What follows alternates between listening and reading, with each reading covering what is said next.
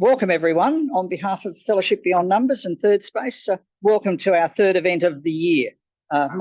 My name's David Minty, and I'm going to be your host today, but fortunately, you're not going to see very much of me. If you've been invited by someone and you might be wondering, what is Fellowship Beyond Numbers? We're a network of people working broadly in what we call the numbers industry. So that's actuaries, accountants, people in superannuation. Look, we even have a few lawyers who come along as well because they've got those sorts of backgrounds. We're an open network. People of different faith positions and backgrounds are all welcome to come along, as long as people are prepared to think about and talk about, if you like, the big picture questions, things beyond numbers, if you like, not just our daily jobs, but what else might be important to us. And as well as our quarterly events like this one, we run fortnightly groups where people can just get together in a small group and talk about bigger issues and things that you'll find in Scripture and how that might have some relevance to our lives today. So before I invite our guest speaker, Russ, up, let me tell you there will be plenty of time for Q&A at the end, so there's no need to throw questions at him during the address.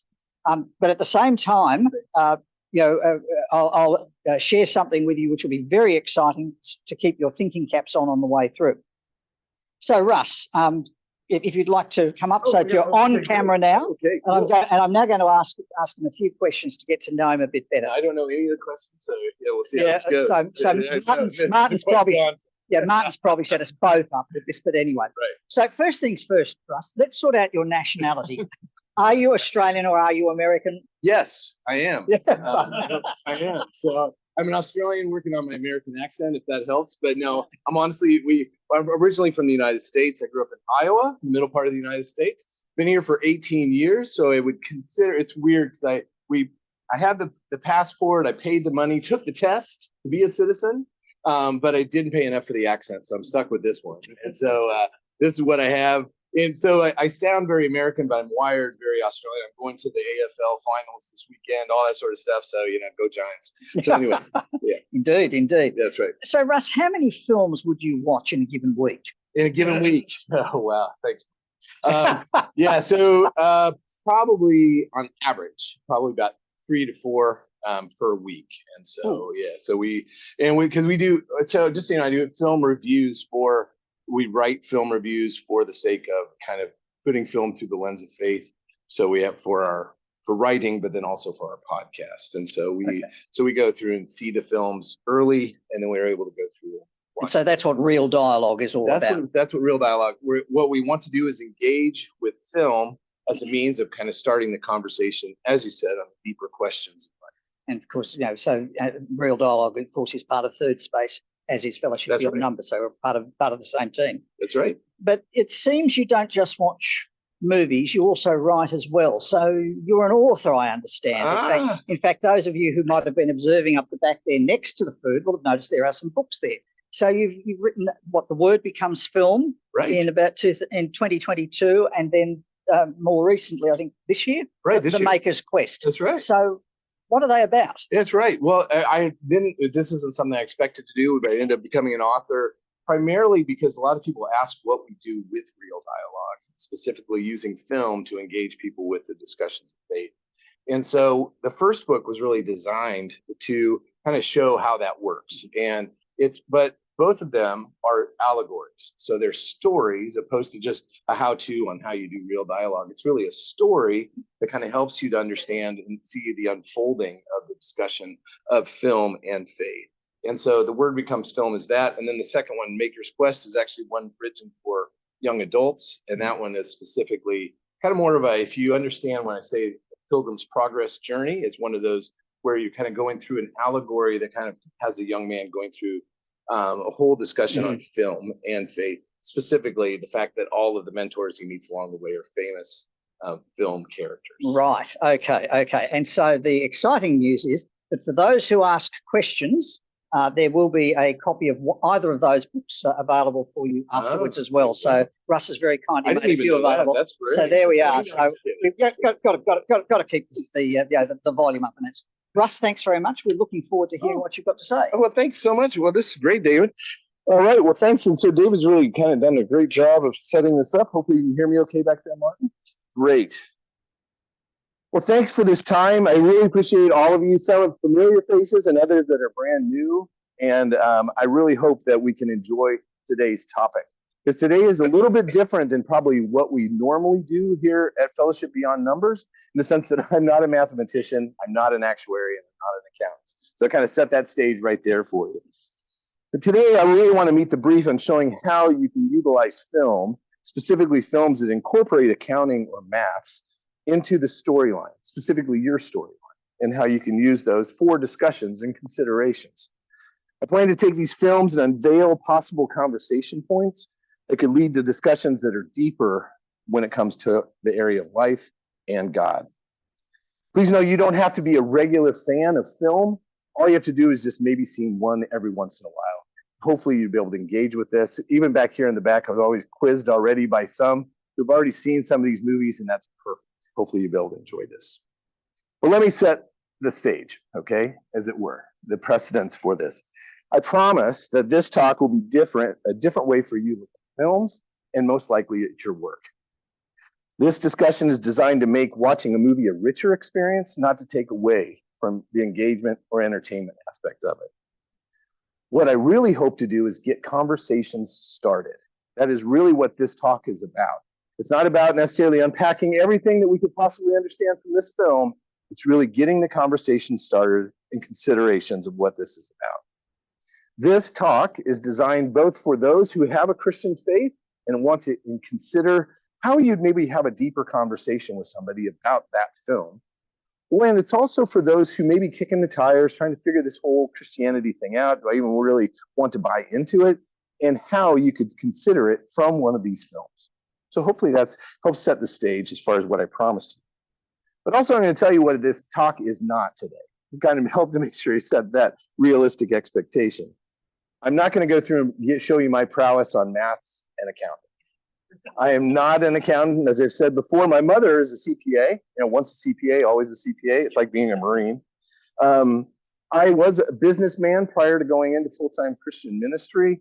And so I know and appreciate running the books, but it wasn't one of my favorite things. And so it's not necessarily something I'm going to go through. So please be gracious with me if I get the terminology wrong, or anything like that today. I'm also not going to cover every film on the subject. I'm going to introduce a lot of films, but I'm going to talk primarily about 3 key films that we'll be able to have in this discussion, because it's a lunchtime talk and you do have to get back to work, hopefully. Finally, also, I'm not going to necessarily cover all that the Bible could be considered from a specific film. I'm going to be going after one specific point in each one of these films, mainly for the sake of us being able to digest it together and be able to enjoy this. I really want to make sure it's clear. This is definitely not a church talk, not one you would definitely hear in most churches, but it's designed to get the conversation started. Hopefully you can appreciate that today. So today, what I am going to promise you is 3 films, 3 verses, and 3 conversation starters. Each film and each verse is designed to help you think deeper about the subject matter and also start the conversation. I will set this for you right now. You don't have to agree with me on some of the things that I'm going to be saying today. But what I'd hopefully you'd be able to do is, going back to work or even in your discussions after today, start the conversations on going, is that what I really believe? And do I understand this better? And is it what he said something worthwhile considering? All right, so I've set that tone. Here's what it is and what it's not. But let me start with film. Especially, this is where I probably would kind of go into more of an area of expertise, as it were. The great unveiling. This talk is really like going to a movie. You might go into a film expecting one thing, and then you come out considering something completely different. That's the space I want to explore a little bit here today. Movies are meant to be experienced with someone. When you go to a movie, you might go by yourself, some of our strange movie critics, but most people actually go to the films with somebody. And a film can draw your attention to very specific aspects of your life, your experiences, and also to others. And it's also something to consider. There's a passage of scripture in Psalms where it says, "You desire truth in the inmost parts." I can almost say that the whole talk is kind of built on that in a way. Film can expose how our daily life has separated our external projections from our internal realities. What does that mean? There are parts of our being that remain hidden and covered many times in our lives. even from ourselves. The first act of having truth in the inmost parts is revealing it's there. I would argue that film has the capacity of a seasoned conversationalist to gently pull back the curtain we have created around the darkness of our internal lives. See, watching a film can actually be quite a risky proposition sometimes. It can reveal what we didn't see before. Sometimes that revelation we see in a film provides hope and courage. You know, you come out of a film feeling, oh, yes, you have this intestinal fortitude and just drive because of this amazing film, something that you didn't necessarily even know was there for you. But there's other times when you go to a film and you find weaknesses, you find pride, you find those angry ghosts of the past that lay dormant within us all. See, the revelation in movie theater can shine a light into the dark corners of your hearts and begs us to bring it out into the light, let it be dealt with, either personally or by God. I would argue that film can be a tool God uses to shine his light into our hearts and teach us wisdom. There's an art within the narrative of each movie that disarms our preconceived ideas about what's right and wrong and works its way deeper into our hearts because of the way it's delivered. Now, I want to be clear. Movies, the movies I will introduce are not the definition of God's message. I'll make sure you understand that. But they use an art form to open our eyes to a more significant consideration of life. A great film can demand your attention, but then give it back to you with the eyes that see the world in greater detail. The thing I love about film is that it's not a lecture, but it truly is a dialogue. Hopefully today you'll be able to bring yourselves to the conversation, participate in what I call the real dialogue. That's REEL, just so you know. I hope you're willing to journey along with me as we consider film, faith, accounting, and life. So here's where we're going to go. 3 disciplines, 3 films, 3 verses, 3 conversation starters. The first discipline, they're going to go big. I'm going to go to mathematics, okay? Mathematics, we're going to go big on this one. And again, please be forgiving. I'm not an expert on mathematics, but I do love some of the films that I would introduce to you. You can write these down, and if you have questions about them afterwards, we can discuss them in more detail. But films like Good Will Hunting, or Pi, or The Man Who Knew Infinity, or The Martian, or A Beautiful Mind. But probably one of my favorites would be Moneyball, not just because it's about baseball. See, what I love about these films is that they put the cookies on the bottom shelf. What does that mean? Is that the cookie jar is usually put up so the children can't get it. But when you put it on the bottom shelf, that means it's accessible for all. And what these movies manage to do is be able to take mathematics, the complexity and beauty of it, and be able to put it on the bottom shelf for all of us to be able to appreciate and understand. Good Will Hunting, you don't have to understand all the disciplines that are being written on the wall. I mean, you know, you're going down the hallway and, you know, you see Matt Damon doing all this and you're going, what is that? Is that math? Or is that just like a caricature that my 5-year-old has written? Or Moneyball. How math can change how we can think about something as simple and as straightforward as the game of baseball.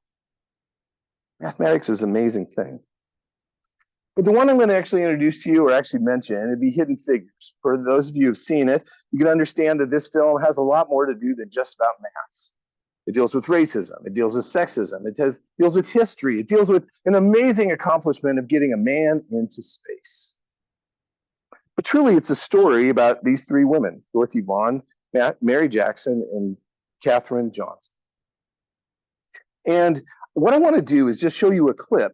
And from that clip, what I want to do is just introduce an idea that would come from this, or a conversation starter would come from this clip from Hidden Figures.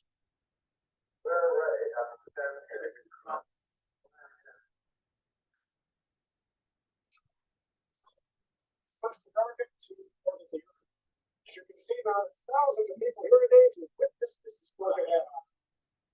The ball was off here. This land reported next on match yesterday.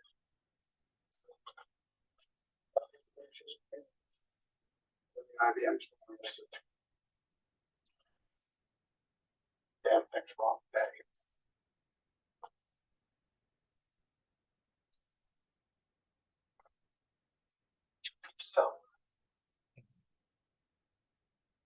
Pam's been spot on up to this point, John. But it comes up with.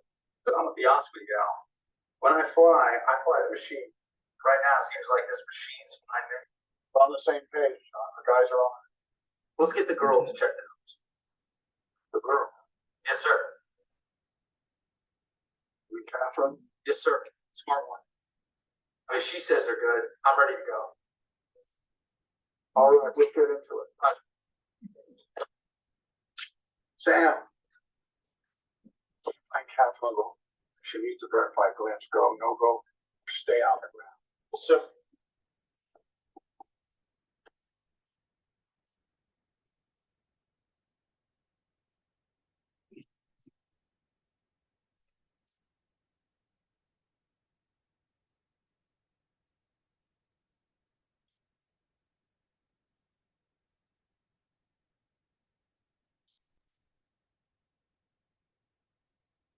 Go. They need you to verify these coordinates.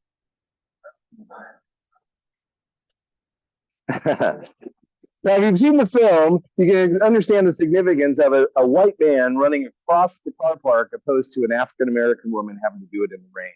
It's a significant statement specifically in that film, but that's not necessarily what I want to go to today. I want to actually bring up one verse. As I said, there'll be one movie, one verse, and then also one conversation starter. From that clip specifically, I want to introduce this verse. The verse is out of a book in Colossians in the New Testament. It says this, "For by him, God, all things were created in heaven and on earth, visible and invisible. All things were created through him and for him." The word all there actually even includes maths and mankind, along with everything else that God has created. Now, again, you don't have to agree with me on this, but I would actually argue that math goes all the way back to the first book of the Bible in Genesis, where God numbered all the days of creation.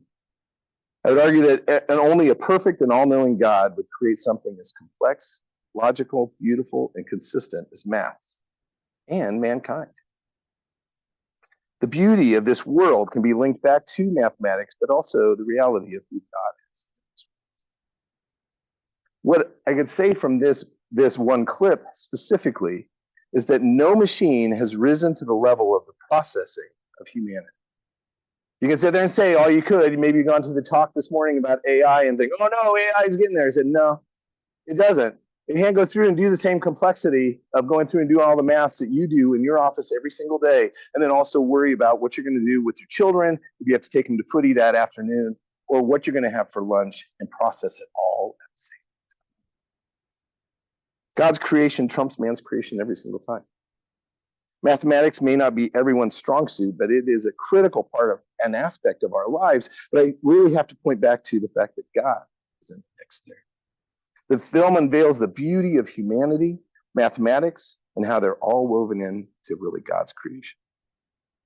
See, that's really the conversation starter, as it were. I'm not going to unpack everything that there is there, because that's a massive topic in itself.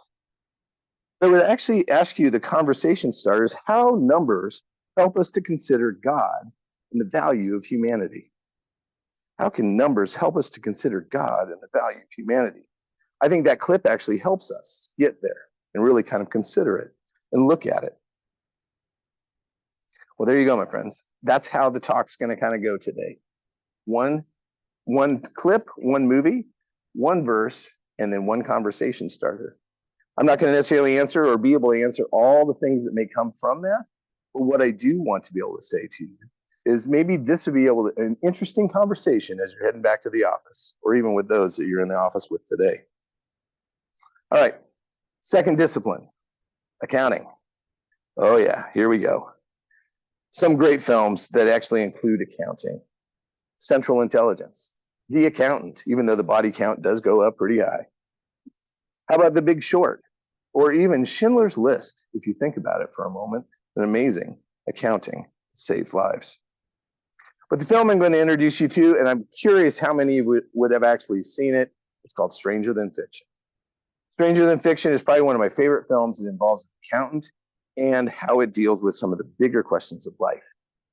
I'm going to show you a clip real quick of Harold Crick and how this story really takes us to some of the deeper questions of life. The publishers think I have writer's block. don't know how to kill animal quick. This is a story about a man named Harold Krish. Harold lived a life of poverty. He would walk home and he would eat. When others fantasize about day,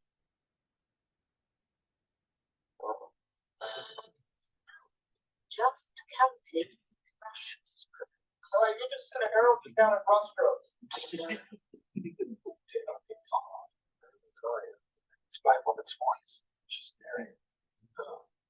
Harold couldn't concentrate on his work. I can't think while you're talking You have a voice speaking to you. about accurate with a better vocabulary. Harold found himself exasperated, cursing the heavens in futility. I'm not cursing you, you stupid voice. Leave me alone. Joe.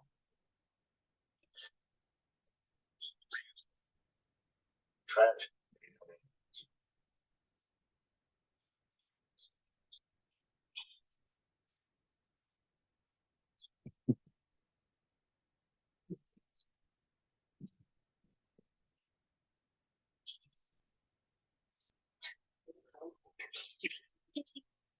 Events have been set in motion that will lead to his imminent death. What? Why? Come on.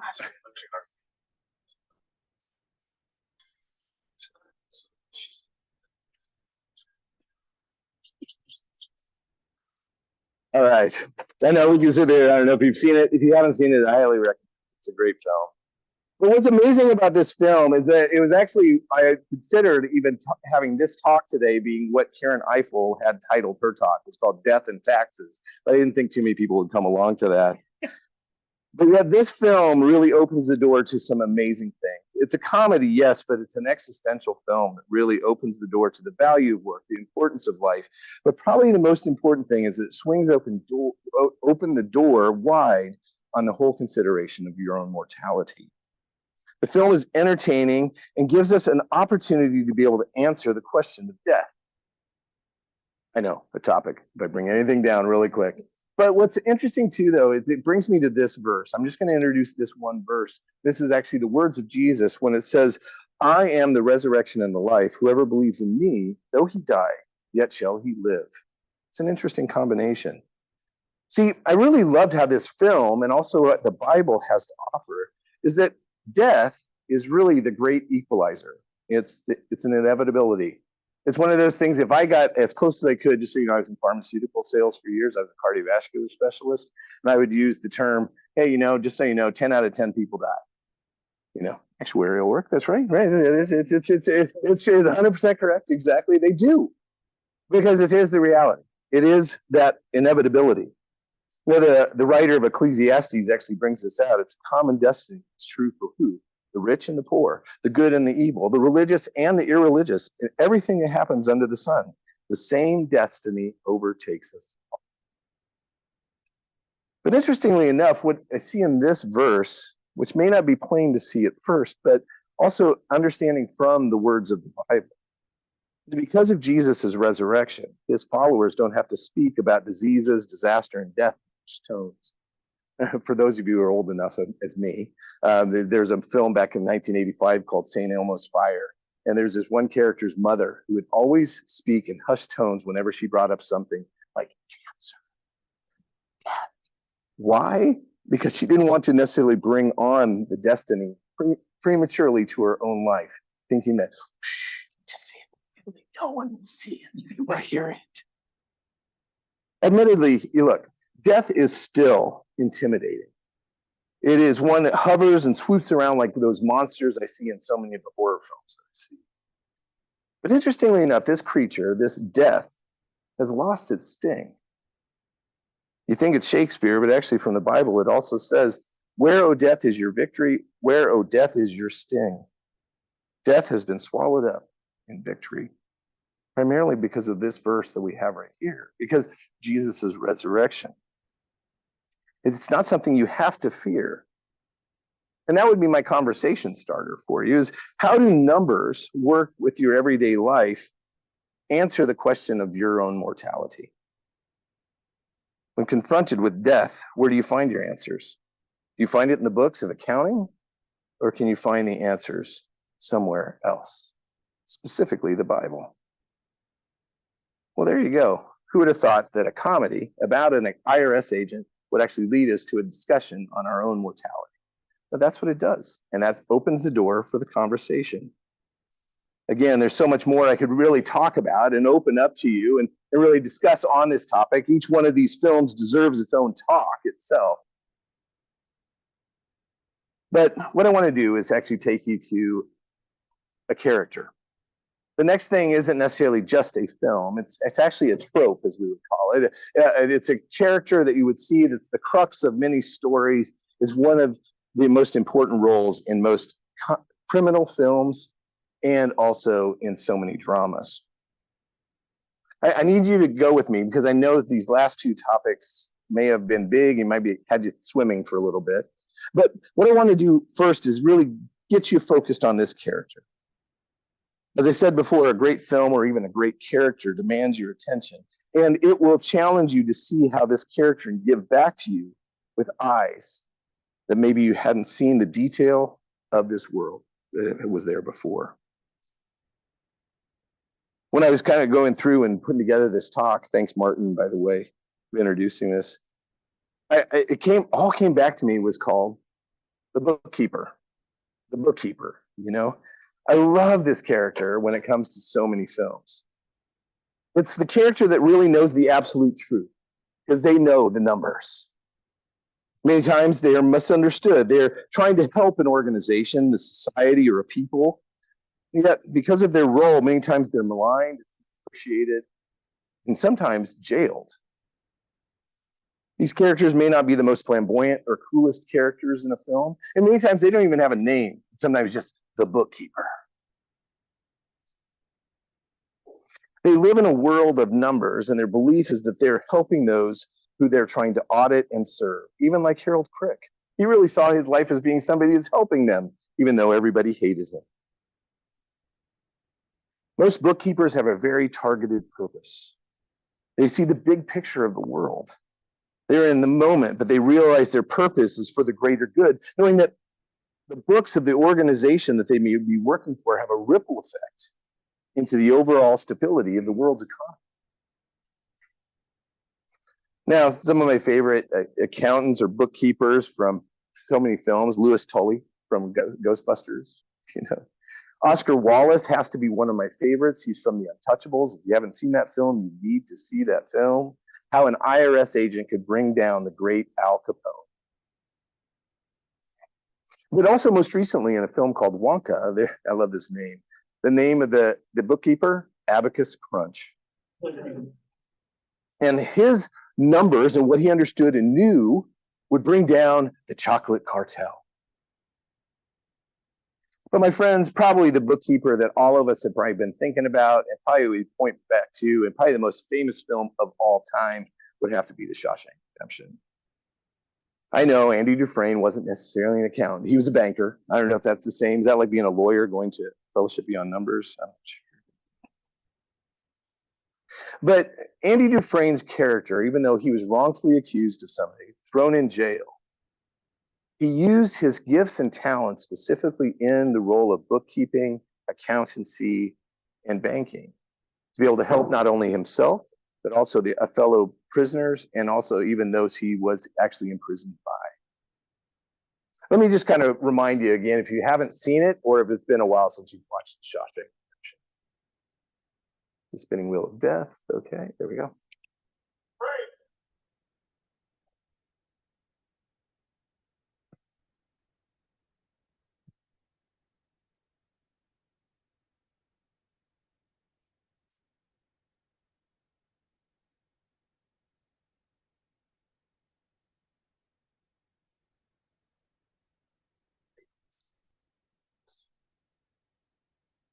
Maybe setting up some kind of trust fund.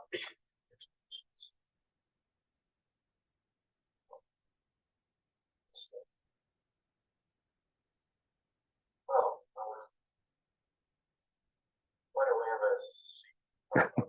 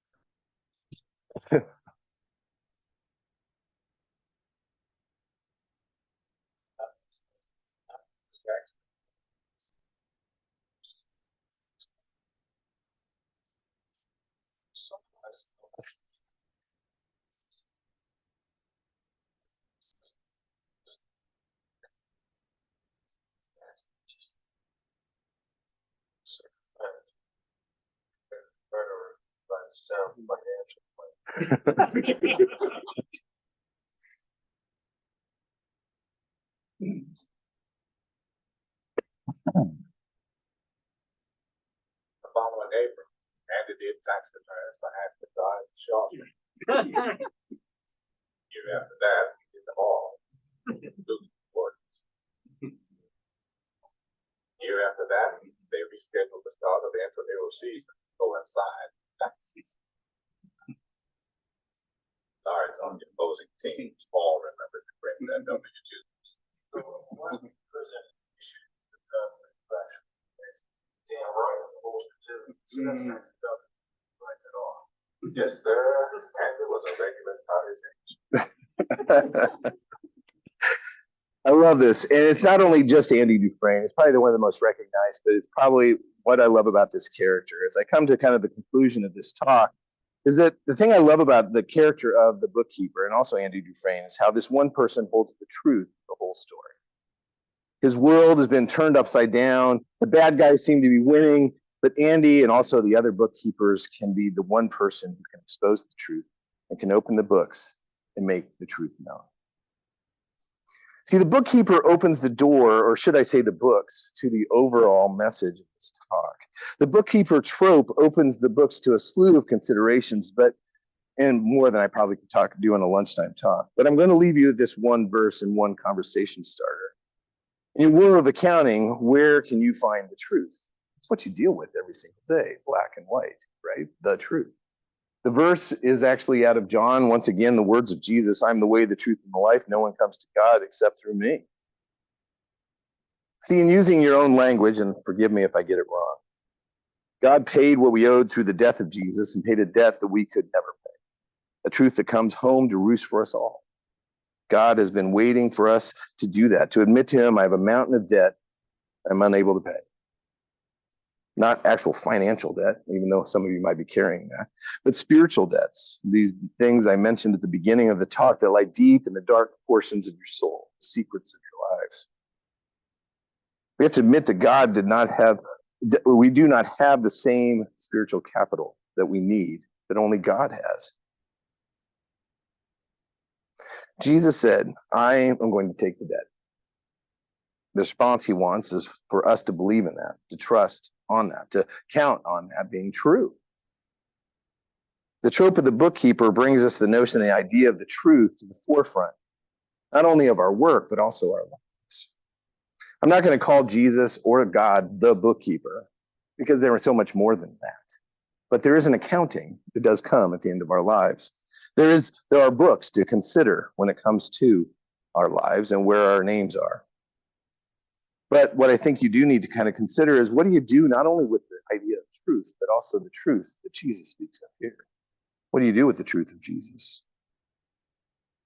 So my friends, I leave you with those things. I leave you with those three verses and those three conversation starters, these three films. The consideration of humanity's value and also the consideration of your own mortality, and maybe even where do you find the truth?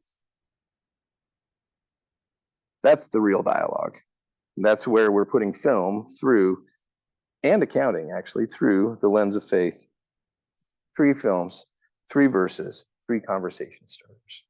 Each film and each verse designed to really help you to think deeper about the questions that I posed to you. There are a multitude of other things we could talk about from those films alone. But yet, I'd hope that this would give you opportunity to pause and think, maybe even talk about as you go head back to the office today. And as I finish, I would pray, as it says in Ephesians, that your hearts will be flooded with the light so you can understand the confident hope that God has given to all those he calls. So thanks again for having me for Fellowship Beyond Numbers. And hopefully you'll be able to enjoy those 3 films. If you haven't seen them, I would highly recommend.